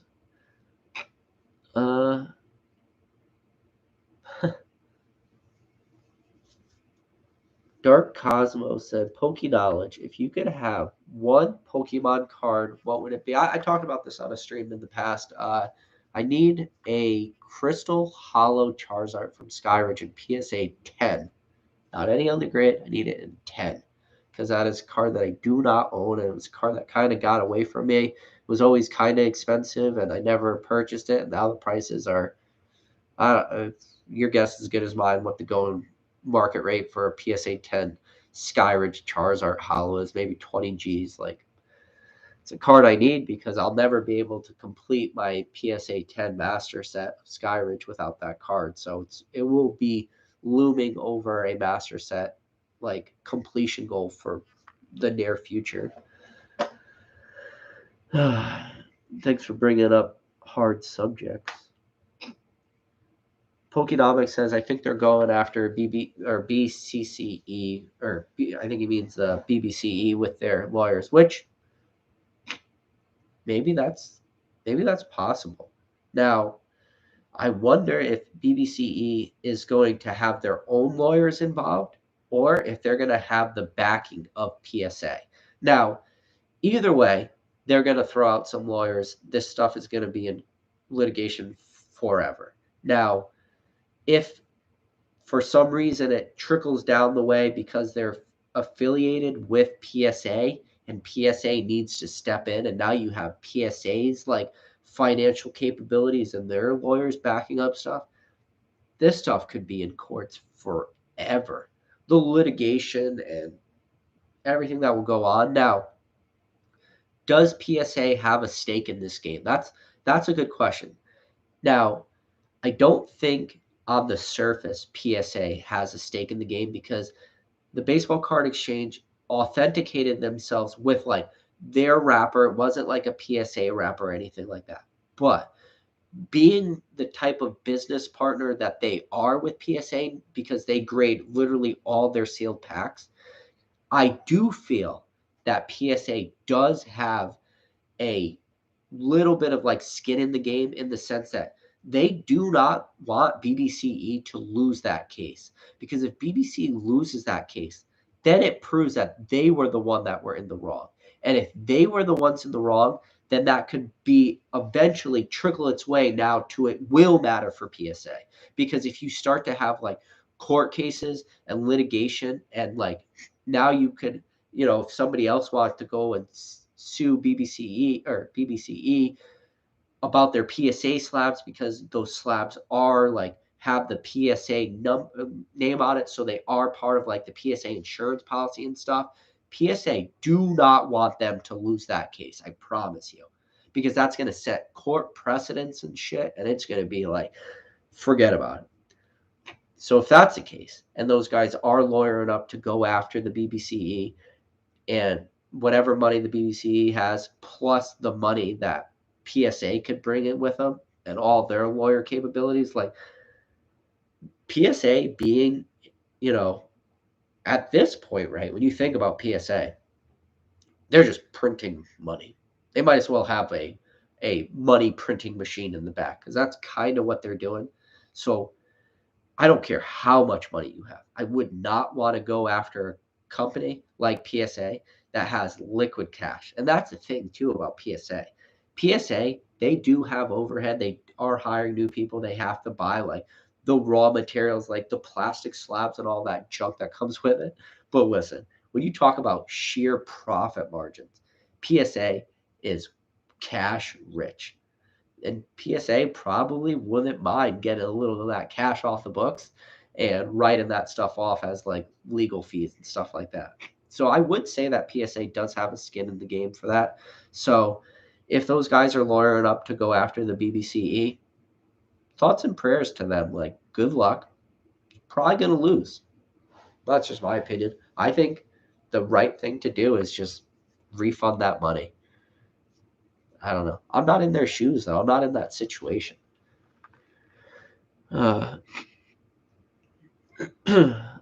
see. Cheval says Pokenomics. Since Rainy Day and Wolf are too busy, a new monthly podcast with Pokeknowledge and Joe would be a great revival. You three have great chemistry. Super band of Poketubers. I, I, I really enjoyed the first live I had on Pokenomics channel. It was a lot of fun. I don't know if I'm really up for a podcast series because I think it's just like a time issue.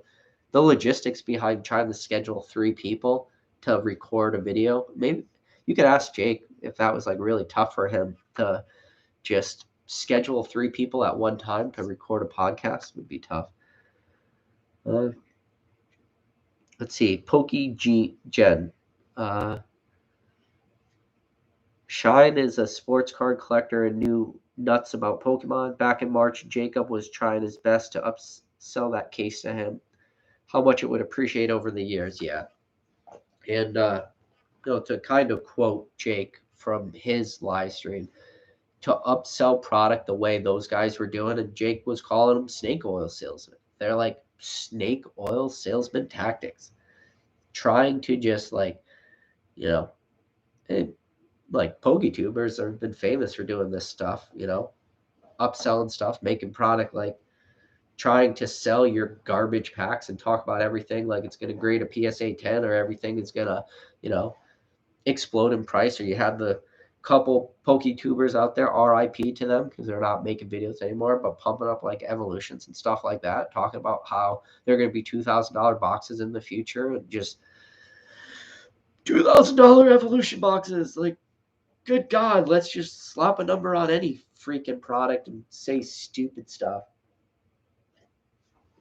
So stupid.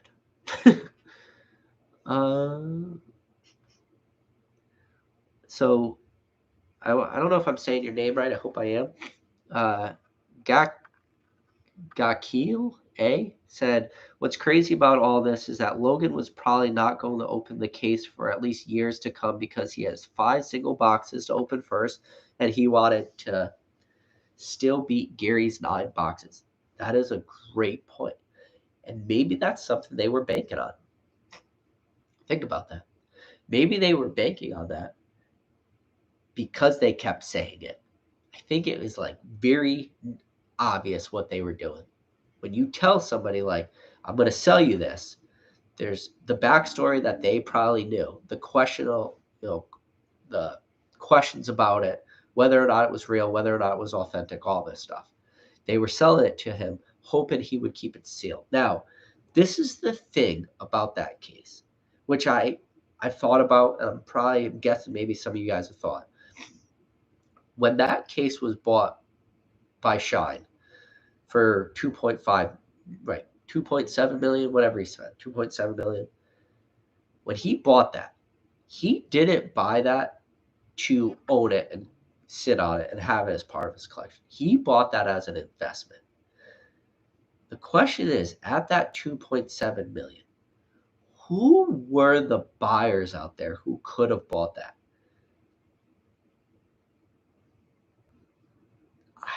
I would say that there was only one buyer. It was almost as if that case was bought with the literal only sole intention to sell that to Logan Paul. I do not know anybody out there who is spending $3.5 million for that case and would have bought it knowing, because then the people that even the people in my head I could consider possibly buying it, the guys at the very highest part of this hobby, and some of the people that you never hear their names and you don't even know they exist because they do not want you to know they exist, but they're out there. Even those guys, I still don't see being a buyer of that case. The only person I see being a buyer of that case was Logan Paul. So either he knew before he bought it that he could flip it to Logan Paul, or that's it. I do not see any other scenario in which he could have sold that to someone else, unless he had some kind of grand master plan where he thought maybe he could sell it individual booster buy. Yeah, I don't even think I could be able to talk my way out of that. Like, who could have been another buyer for that besides Logan Paul? Definitely not at 3.5 mil. That's a freaking lot of money for that. You're talking, what did those booster boxes break out to be, like $480,000? You think about that booster box. You're talking about a booster box that 2 years ago was, 100 grand, and that was a record breaking sale. And then Logan Paul, he changed the market, and then it was 250. And you tell me we've gotten to 480,000. You have to now literally pull 2 PSA 10 Charizards from that base set first edition box to recoup your $480,000. Like, good freaking luck. Like, but like that, we're talking now the card values. Now, where the value for somebody like Logan Paul is he sells the packs individually. His last box break he did, where I think the average price was like $40,000 a pack, and he was selling them to like crypto dudes and all that stuff. And then he sold that one box for 1.3 million. So people are different, right? Like, we do it the right way. Like, you look at a box and you look at the value of the contents in it. Like, Logan Paul, he gets that stupid luxury where he doesn't have to do that. Like, he gets to spend 480,000 because he's like, well, I sold my last one at $40,000 a pack and made 1.3 million. Well, whatever. Maybe I sell it for half that, and instead of making 1.3 million, I only make 650,000 or 700,000 on this booster box, and I paid 487. Like, he still makes $100,000. Like, that stuff, that's not a privilege me or you get. So GI Joes, A lot of GI Joes in the chat. Can we get a bunch of Go Joes in the chat? Can we get a bunch of likes on this video too?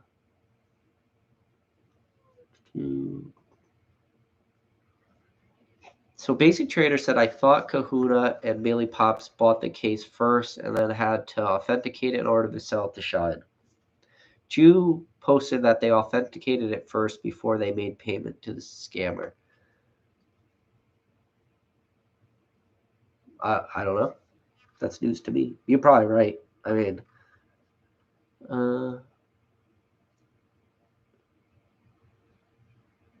yeah, so Keen said, am I tripping? But didn't Logan Paul purchase a fake Theory card a few years ago? I think he means trophy card. But yeah, the Illustrator Pikachu he bought, thinking it was, I think that was it. I think it was Illustrator Pikachu. And then it ended up just being like a rebacked, like common Japanese card, or like an old back Japanese card with a sticker on it. I think he made a video where he like punched a window or something, got all cut up. But I don't know. But anyways, guys, we're about to hit the 2-hour mark. I gotta call it a night. I gotta go to bed. Had a lot of fun. It was a good discussion. Give Logan Paul credit. Like, at least he's given us a lot of, entertainment value. I know I shouted him out at the beginning. I'm gonna shout him out again. Rattle Pokemon, everything he did for this community, all the content he provided, everything, all the work, all the due diligence, all the investigation, all that stuff. Like, no, he cannot get enough credit for what he did. I think he's a super positive for this community, and I think he's got a huge YouTube career ahead of him. But other than that, guys, I'll catch you on the next video.